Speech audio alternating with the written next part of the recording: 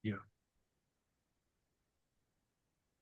Baik, Assalamualaikum warahmatullahi wabarakatuh. Eh, izin pada hari ini kami akan mempresentasikan hasil dari proyek kami, yaitu mengenai implementasi computer vision untuk pendeteksi emosi berbasis wajah manusia pada mata kuliah sistem pakar. Next. Nah, untuk anggota kelompok kami sendiri yaitu kelompok 5 terdiri dari dua orang, yaitu yang pertama Farah Farganto dengan NPT 41220076 dan saya sendiri Muhammad Naufal Afif Alarsi dan NPT 41220010. Next. Nah, pada pembahasan presentasi kali ini ada 4 bagian, yaitu pendahuluan, pembahasan, penutup, dan yang terakhir daftar pustaka.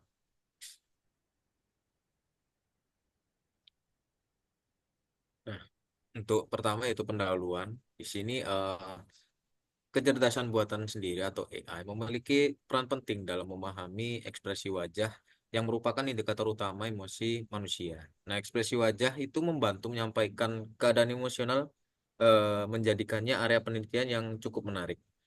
Nah, namun pada eh, penelitian kali ini, tantangan besar muncul akibat variasi dari ekspresi individu, pencahayaan, maupun posisi wajah yang mempengaruhi akurasi sistem.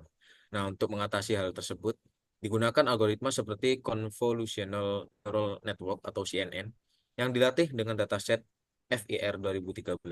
Nah, teknologi ini memiliki potensi besar untuk diterapkan di berbagai bidang. Misalnya seperti di bidang kesehatan mental, analisis perilaku, dan pengawasan, termasuk pemantauan kinerja pegawai di BMKG. Nah, namun ada dua pertanyaan utama yang menjadi fokus dalam penelitian ini. Nah, yang pertama, bagaimanakah cara meningkatkan akurasi dari model deteksi emosi ini? Dan yang kedua, bagaimana teknologi ini dapat dimanfaatkan secara efektif dalam konteks kerja di BMKG? Nah, tujuan utama penelitian ini adalah untuk mengembangkan teknologi deteksi emosi yang lebih akurat dan aplikatif. Nah, secara khusus ada dua tujuan utama. Yang pertama untuk mengkaji tingkat akurasi model pengenalan wajah berbasis CNN. Kedua untuk memahami bagaimana teknologi ini dapat diterapkan dalam lingkungan kerja di BMKG. Next slide. Nah, untuk yang pertama kita membahas mengenai face recognition.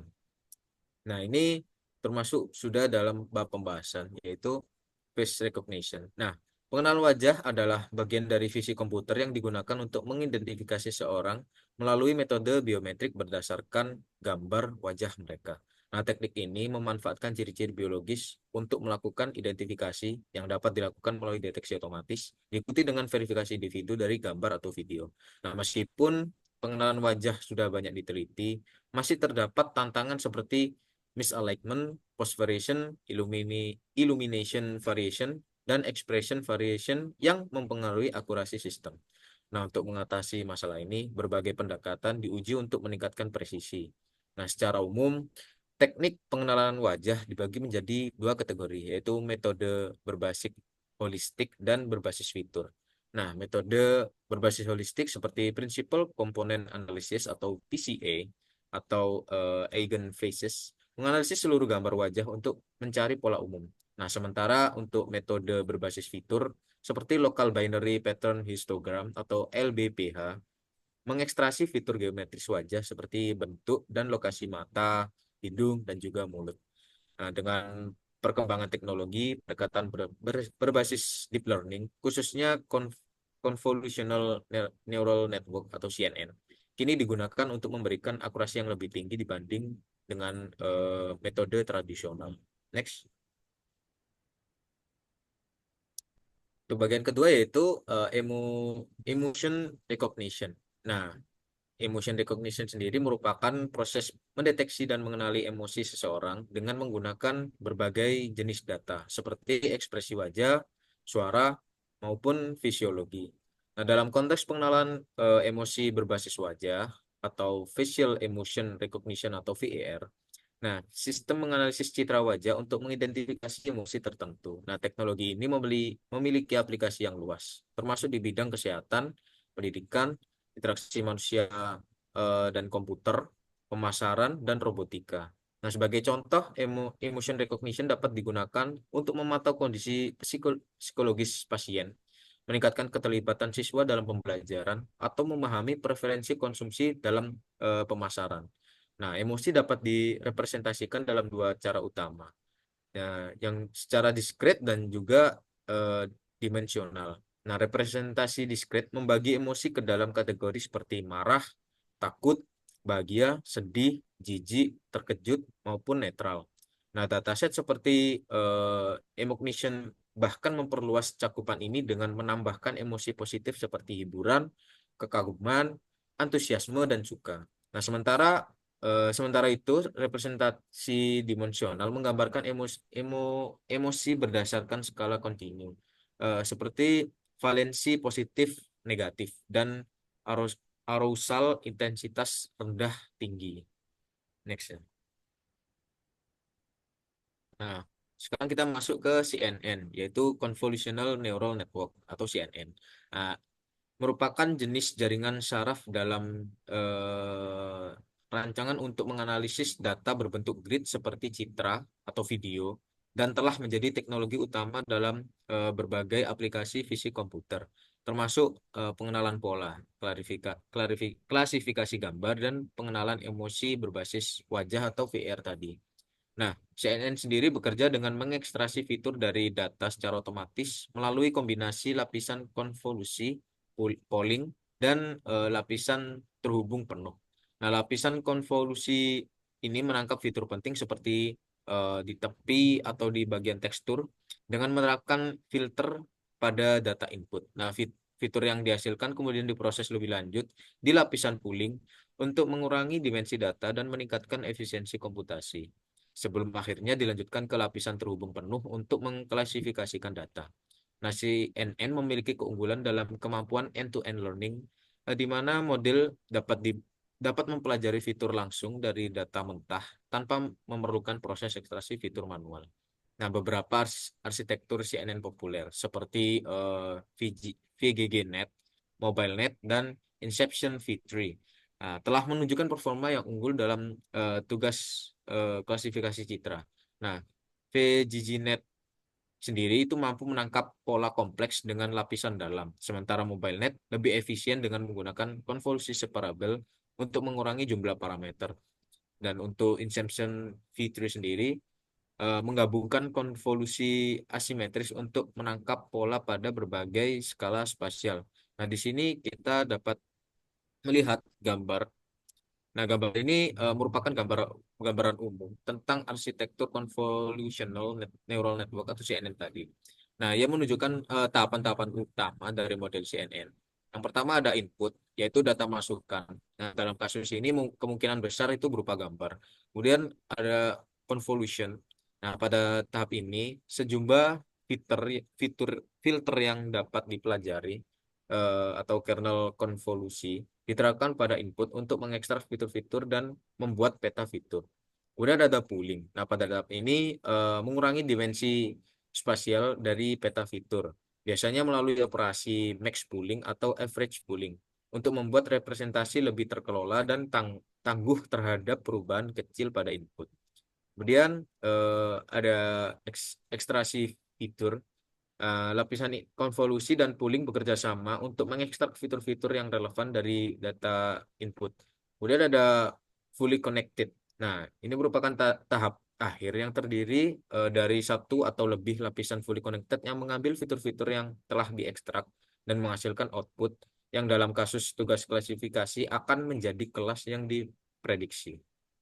Oke, next. Kemudian ada bagian keempat yaitu FIR 2013. Nah, Facial Expression Recognition 2013 atau VR 2013 merupakan dataset yang dirancang untuk tugas pengenalan emosi wajah yang diperkenalkan pada International Conference on Machine Learning atau ICML pada tahun 2013. Nah, dataset ini terdiri dari 35.888 gambar grayscale beresolusi 48 kali 48 pixel. yang terbagi dalam 7 kategori, yaitu eh, kategori emosi, yaitu marah, jijik, takut, bahagia, sedih, terkejut, dan juga netral. Nah, dataset ini dibagi menjadi 3 subset, yaitu data pelatihan, validasi, dan pengujian. Nah, VER 2013 dirancang untuk mencerminkan tantangan pengenalan emosi di dunia nyata, seperti variasi pose wajah, pencahayaan, dan ekspresi yang samar. Dengan akurasi manusia diperkirakan mencapai 65% hingga 68%. Berbagai pendekatan deep learning, terutama CNN, telah digunakan untuk meningkatkan performa pengenalan emosi pada VR 2013 ini. Nah, arsitektur seperti VGGNet, Inception, dan ResNet sering digunakan karena kemampuannya dalam mengekstrasi pola kompleks dari citra wajah. Nah, VGGNet eh, dengan pengoptimalan hypermeter, hyperparameter seperti algoritma SGD dengan momentum Nesterov dan skema pembelajaran adaptif telah mencapai akurasi hingga 73,28%, menjadikannya salah satu hasil terbaik tanpa menggunakan data tambahan. Selain itu, transfer learning dengan model eh, pralatih pada dataset besar seperti ImageNet juga digunakan untuk mengatasi keterbatasan data. Dengan fine tuning dilakukan untuk menyesuaikan model dengan karakteristik unik dari VR 2013 ini. Next ya. Kemudian ini adalah pada poin 5, yaitu mengenai media pipe. Nah, media pipe sendiri merupakan kerangka kerja yang dirancang untuk membangun pipeline persepsi, yaitu rangkaian proses modular untuk menganalisis data sensorik seperti audio, video, atau data dari perangkat sensor lainnya. Nah, dengan media pipe ini, pipeline dibangun sebagai graph data flow yang terdiri dari simpul-simpul yang disebut dengan calculator untuk memproses data dan dihubungkan oleh streams yang berisi paket-paket data dengan timestamp untuk sinkronisasi dan pengurutan waktu antar komponen. Nah, media pipe ini memiliki 3 elemen utama, yaitu framework untuk pengelolaan interferensi dari data sensorik, alat untuk mengevaluasi kinerja pipeline, dan koleksi komponen kalkulator yang dapat digunakan ulang. Nah, kerangka kerja ini mendukung prototyping cepat, memungkinkan pengembang membangun pipeline secara bertahap dan mudah menambahkan atau mengganti komponen. Nah, selain itu, MediaPipe mendukung platform lintas perangkat, memungkinkan pipeline yang dikembangkan di desktop diterapkan di perangkat lain dengan sedikit modifikasi. Nah, dengan dukungan untuk pemrosesan paralel menggunakan GPU melalui API seperti OpenGL, ES, Metal, dan juga Vulkan. Nah, MediaPipe juga mendukung aplikasi real-time. Nah, aplikasi yang dapat dibuat dengan MediaPipe termasuk deteksi objek secara real-time, identifikasi landmark wajah, dan analisis data sensorik lainnya. Alat evaluasi seperti modul tracer dan visualizer juga disediakan untuk membantu analisis kinerja dan optimalisasi pipeline itu sendiri. Next. Mungkin selanjutnya untuk bagian metode bisa dijelaskan oleh rekan saya Fahar. Ya, Nah, Pak Mazlukir. Nah, baik, untuk bagian dari metode penelitian tersendiri akan menjelaskan tahapan kerja dari sistem ini. Secara umum, tahapan sistem yang digunakan yaitu yang pertama menggunakan penentuan dataset, di mana kami menggunakan FVR 2013 sebagai dataset. Kemudian dilanjutkan tahap pre-processing, di mana pre-processing sendiri terbagi dalam 3 tahap, yaitu melakukan normalisasi, augmentasi data, dan melakukan ekstraksi fitur wajah. Selanjutnya, setelah pre-processing, dilanjutkan oleh pembuatan model, di mana di sini CNN mulai diintegrasikan. Kemudian adalah melakukan membagi dataset antara training dan tes kepada model CNN tadi dengan porsi pembagian training 80% dan tes 20% dari dataset. Selanjutnya dilakukan evaluasi dan validasi dan kemudian melakukan prediksi yang diintegrasikan dengan media PEP. Nah, ini adalah bagian dari model CNN yang kami buat. Model CNN yang dibuat menggunakan Keras yang terdiri dari beberapa lapisan konvolusi dan polling untuk melakukan ekstraksi fitur. diikuti dengan lapisan fully connected untuk klasifikasi. Lapisan ini dimulai dengan lapisan konvolasi dua dimensi dengan 64 filter dan ukuran kernel 3,3 yang diaktifkan dengan fungsi ReLU. Hal ini bertujuan untuk mendeteksi fitur-fitur dasar pada gambar wajah.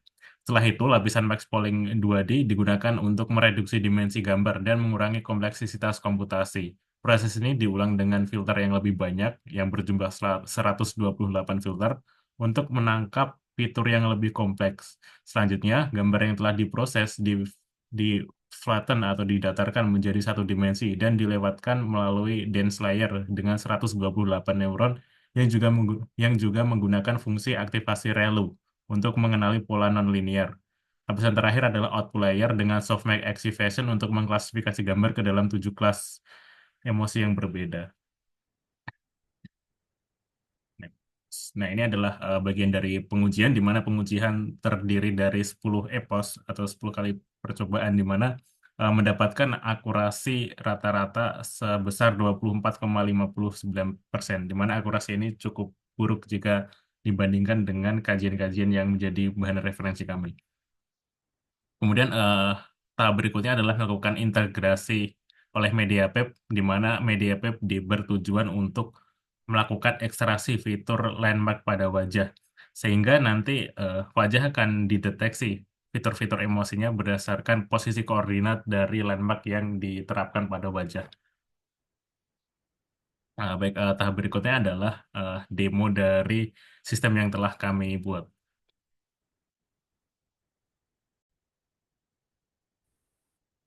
Baik, ini adalah tampilan dari sistem yang kami buat, di mana ini akan mendeteksi beberapa fitur ekspresi dari wajah berdasarkan muka yang mendeteksi fitur emosi. Yang pertama adalah keadaan senang, di mana sistem berhasil mendeteksi wajah ketika menunjukkan ekspresi dari senang sendiri. Selanjutnya adalah ekspresi sedih, seperti ini, kemudian ekspresi netral, dan ekspresi marah.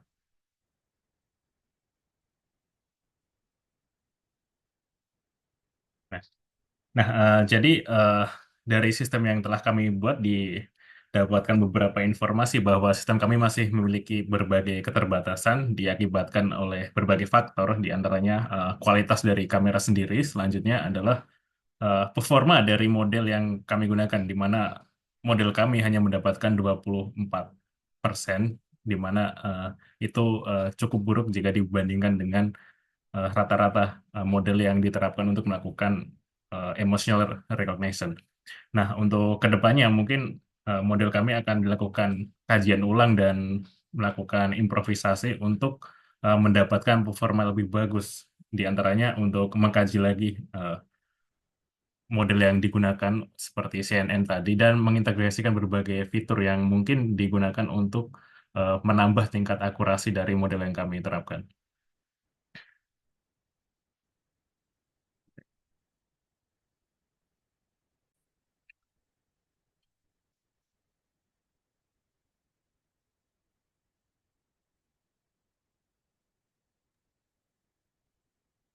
Baik, selanjutnya adalah bagian penutup, di mana pengenalan ekspresi wajah merupakan tugas yang kompleks dan menantang dalam bidang pembelajaran mesin atau mesin learning.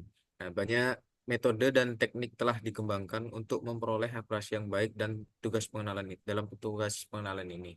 Nah, penggunaan berbagai algoritma dan library terbaru dengan pelatihan model pada dataset yang besar akan sangat berpengaruh pada tingkat keakuratan model yang dibuat. Nah, pengaplikasian model ini khususnya di BMKG dapat dimanfaatkan sebagai sarana untuk mendeteksi keadaan emosi dari pegawai yang berdampak pada pengukuran kinerja. Nah, sebagai saran, pada model ini dapat ditingkatkan dengan menambahkan beberapa teknik regularisasi seperti dropout atau batch normalization untuk mengurangi overfitting dan meningkatkan kemampuan generalisasi pada data yang tidak terlihat selama pelatihan. Selain itu, eksperimen dengan menambahkan lebih banyak lapisan konvolusi atau menggunakan arsitektur pre-trained seperti PGG-16 atau ResNet dapat membantu meningkatkan akurasi terutama pada dataset yang lebih kompleks. Next. Nah, ini merupakan daftar pustaka yang kami ambil sebagai acuan untuk membuat project ini. Next. Mungkin cukup sekian presentasi dari kelompok kami, dari kelompok 5. Kurang lebihnya kami mohon maaf. Saya akhiri. Wabillahi taufiq walhidayah. Wassalamualaikum warahmatullahi wabarakatuh. Waalaikumsalam.